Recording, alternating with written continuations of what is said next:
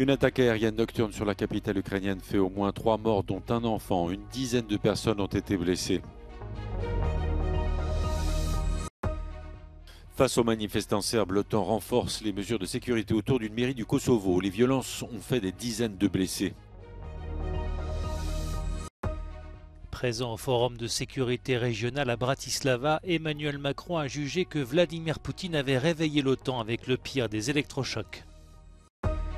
Le secrétaire d'État américain a déclaré que le moment était venu pour la Suède d'adhérer à l'OTAN, mais 2 ratifications manquent, celle de la Turquie et de la Hongrie.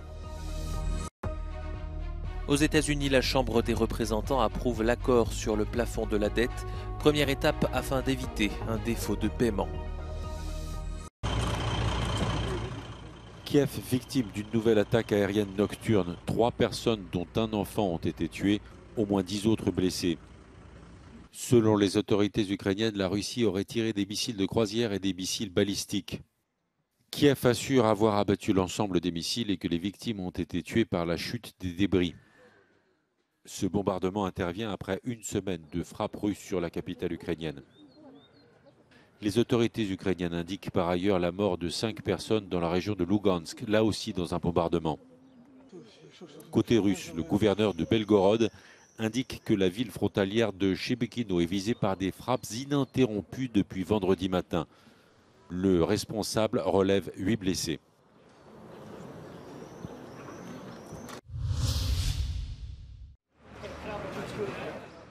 Des soldats de maintien de la paix de l'OTAN déploient du fil de fer barbelé autour d'une mairie du nord du Kosovo.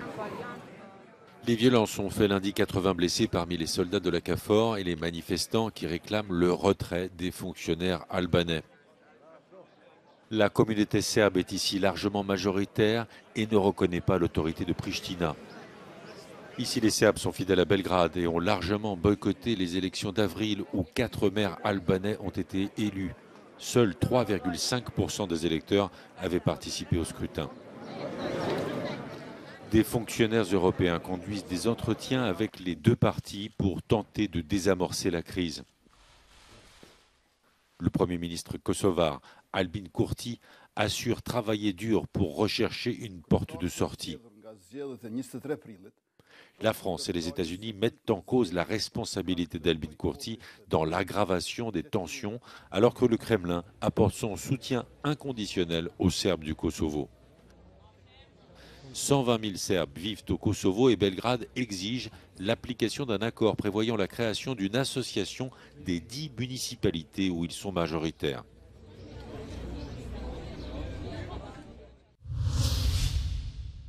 Emmanuel Macron était présent ce mercredi au GlobSec, le forum de sécurité régionale à Bratislava.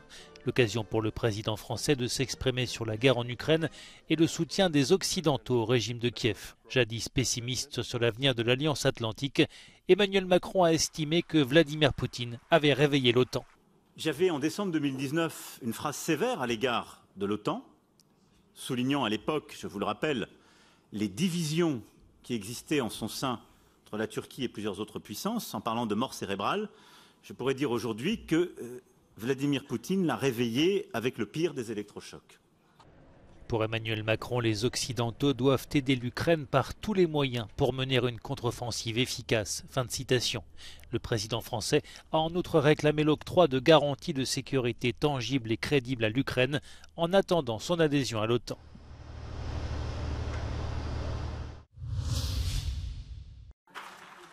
L'adhésion des Balkans occidentaux semble être l'un des objectifs les plus urgents de l'Union européenne. Lors d'un discours au Forum sur la sécurité en Europe GlobSec 2023 de Bratislava, la présidente de la Commission européenne Ursula von der Leyen a présenté un plan de croissance pour la région en 4 points afin d'apporter certains des avantages de l'adhésion à l'Union européenne aux populations de ces pays qui sont encore dans le processus d'adhésion. We finally realize that it is not enough to just wait for our friends outside the Union to move closer to us. It is not enough to say that the door is open. We must also take responsibility to bring the aspiring members of our Union much closer to us. the shockwaves sent by Putin's war of aggression have also reached the 6 Western Balkan countries. But this has only brought us closer together. L'invasion russe en Ukraine semble marquer un tournant dans la stratégie de l'Union européenne vis-à-vis de la région qui s'est concentrée principalement sur le maintien du statu quo, selon Judy Dempsey, directrice de recherche à Carnegie Europe. The European Union's strategy towards the Western Balkans has been absolutely miserable. It has been inconsistent, it has been double standards, it has kept the Western Balkan countries in a waiting room since 2004 at the big summit the big EU summit in Salonika in Greece.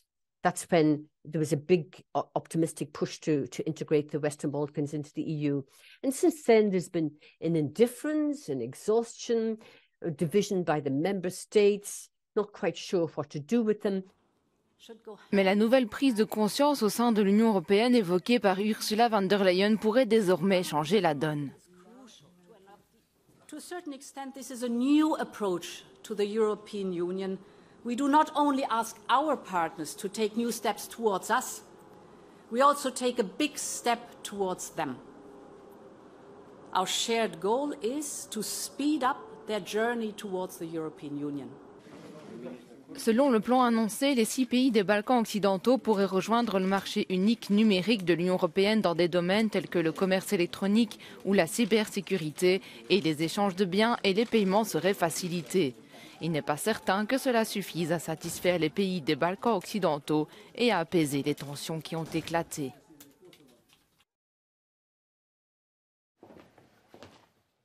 La Suède va-t-elle bientôt adhérer à l'OTAN ? Depuis la candidature du pays, la Hongrie et surtout la Turquie bloquent le processus d'adhésion. Stockholm a pourtant répondu aux exigences d'Ankara en matière de lutte contre le terrorisme et en s'engageant à remettre à la Turquie des activistes kurdes. If we only stick to that agreement, Sweden has fulfilled its part of the bargain. And as NATO General Secretary Stoltenberg likes to repeat as soon as he has the opportunity, Sweden is clear for entry according to the agreement. But, of course, Mr. Erdogan plays a different game. Fin janvier, les relations entre les deux pays se sont dégradées après qu'un militant d'extrême droite a brûlé un Coran en Suède. Sweden cannot be in the hands of Turkey, judging from incident to incident whether Sweden would be a good ally in NATO. Sweden will be a good ally in NATO, a security provider, a trustworthy ally, and that will serve also Turkish security interests. Selon certains observateurs, plus que la Suède, les États-Unis semblent aujourd'hui être en mesure de débloquer la situation, à condition de faire un pas vers le président turc, Recep Tayyip Erdogan. Probably the crux of the issue is the F-16 deal, the issue of the transfer or sale of F-16s and upgrade kits to Turkey. That is the crux of the problem, if you ask me. So if there is any progress in that issue, the rest will be sorted out relatively smoothly and easily.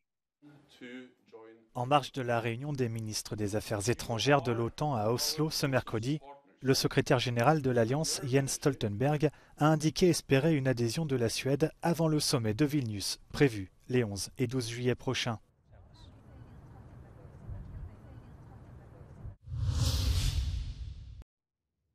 Aux États-Unis, la Chambre des représentants a adopté à une très large majorité ce mercredi le texte visant à relever le plafond de la dette, éloignant ainsi le spectre d'une grave crise qui aurait eu des conséquences sur l'économie américaine et mondiale.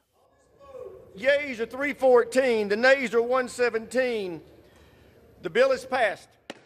Le texte doit ensuite être adopté au Sénat pour éviter que les caisses du pays ne soient à sec dès lundi prochain et assurer le versement des salaires des fonctionnaires ainsi que les prestations distribuées par l'État fédéral.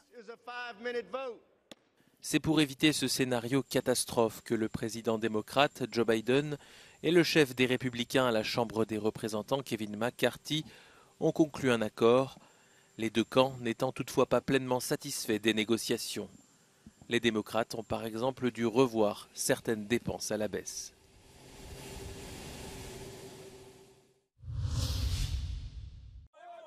Les supporters du FC Séville exultent après la victoire de leur équipe en finale de la Ligue Europa mercredi soir contre l'AS Rome. Le match s'est joué à Budapest dans la Puskás Arena. Oh, of course I'm happy. I have gone for 4 finals. This is the first one we won. This is incredible. This is amazing. We have a very bad season. We thought we were going to go to second division, and here we are. We are Europa League champions, and we are in Champions League.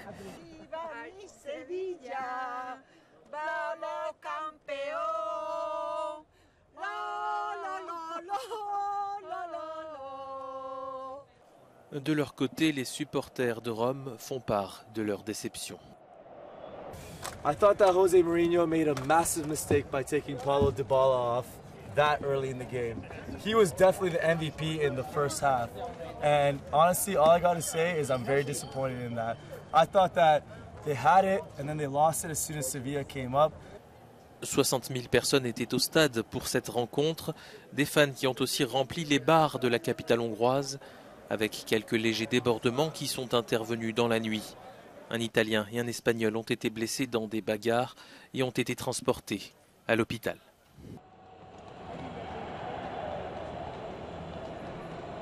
Egy nagyon hosszúra nyúlt meccs után rendkívül csalódottak a Róma szurkolói, akik szerint ez a játék elvesztegetett lehetőség volt, és a legtöbben az edzőjüket szítták. A Sevilla szurkolói azonban mérhetetlenül boldogok. Úgy tűnik, hogy csapatuk legyőzhetetlen az Európa Liga döntőjében. Ez volt a 7. győzelmük. Senuda Nóra, Euronews, Budapest.